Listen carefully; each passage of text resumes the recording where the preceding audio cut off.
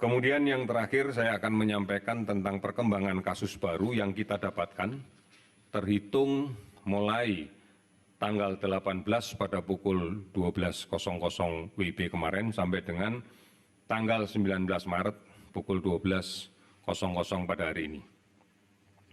Ada beberapa penambahan kasus baru yang sudah terkonfirmasi positif, di antaranya 1, di Provinsi Bali.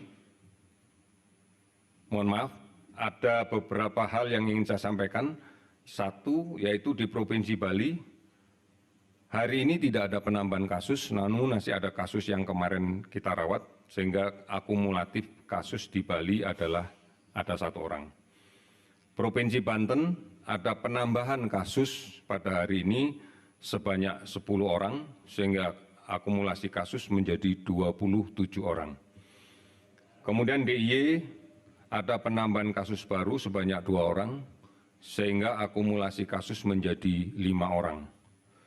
Untuk DKI Jakarta ada penambahan kasus sebanyak 52 orang, sehingga total kasus akumulasi menjadi 210 orang. Kemudian Jawa Barat ada penambahan kasus 2 orang, sehingga total kasus menjadi 26 orang. Kemudian Jawa Tengah ada penambahan kasus 4 orang, sehingga total kasus menjadi 12 orang. Jawa Timur ada penambahan 1 kasus, sehingga total kasus menjadi 9 orang. Kalimantan Barat tidak ada penambahan kasus, jumlahnya tetap 2 orang akumulasinya. Kalimantan Timur ada penambahan 2 kasus, sehingga jumlah totalnya menjadi 3 orang. Kepulauan Riau ada penambahan kasus 2, sehingga total menjadi 3 orang. Sulawesi Utara tidak ada penambahan kasus, tetap 1. Sumatera Utara ada penambahan kasus 1, sehingga jumlahnya menjadi 2. Sulawesi Tenggara ada 3 kasus baru, sehingga akumulasi jadi 3. Sulawesi Selatan ada 2 kasus baru, sehingga jumlahnya menjadi 2.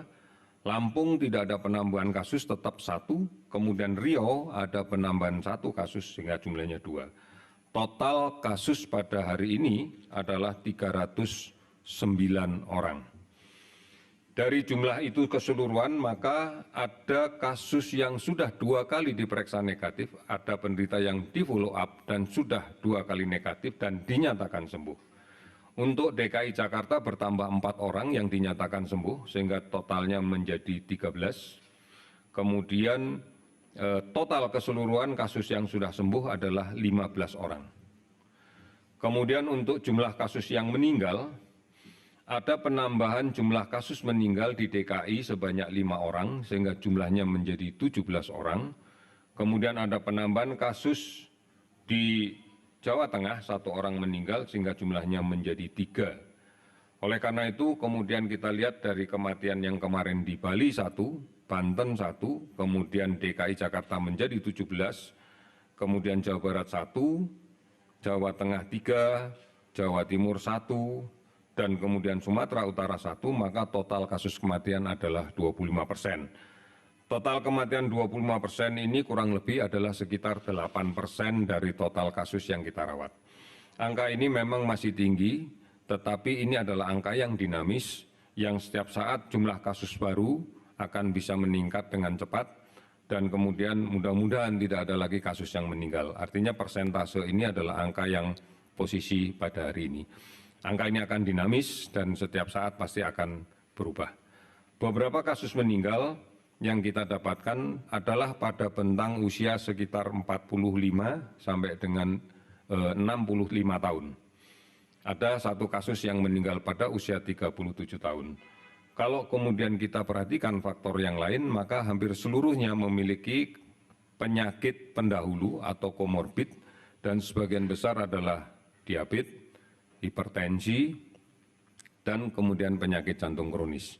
Beberapa di antaranya adalah penyakit paru obstruksi menaun. Ini yang kami laporkan pada hari ini. Untuk total kasus sekarang terlaporkan ada 309 dan yang sudah sembuh ada 15 orang dan yang meninggal 25 orang. Terima kasih, selamat sore.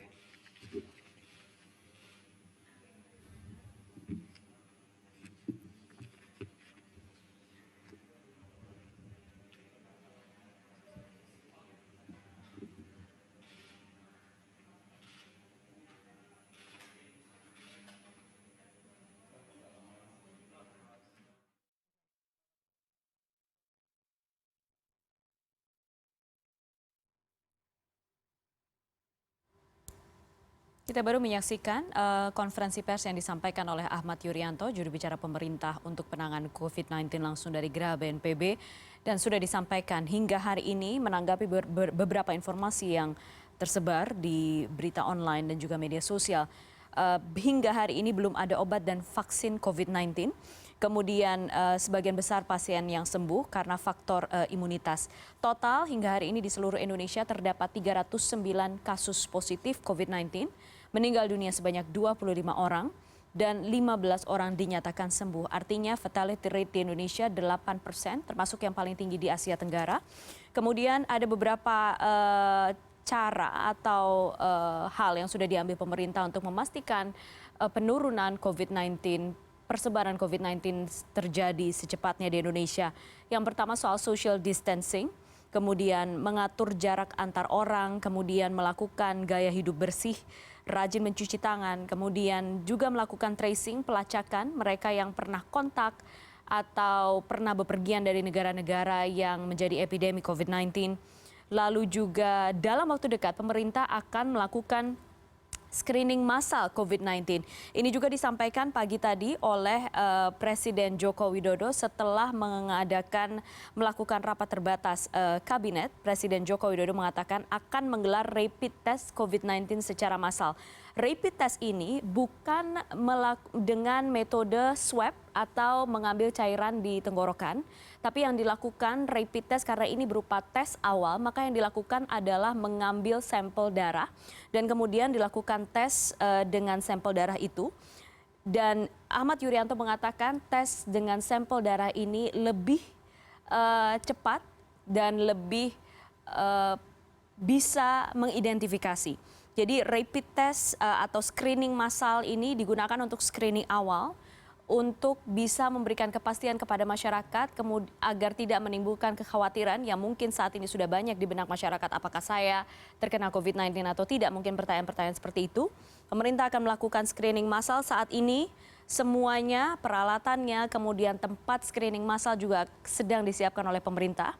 Dan apa yang terjadi setelah screening massal? Ahmad Yuryanto mengatakan tadi setelah screening massal jika ditemukan kasus positif tetapi tanpa gejala atau gejalanya ringan, maka ia akan dilakukan atau orang tersebut akan didorong atau diimbau untuk melakukan self isolation di rumah.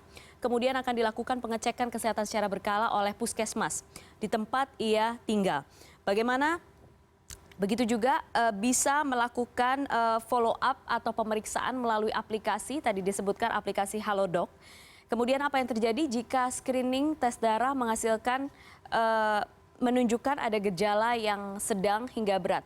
Gejala sedang hingga berat kemudian langsung dilakukan tes swab atau mengambil sampel atau cairan tenggorokan. Yang dilakukan kemudian adalah tes PCR.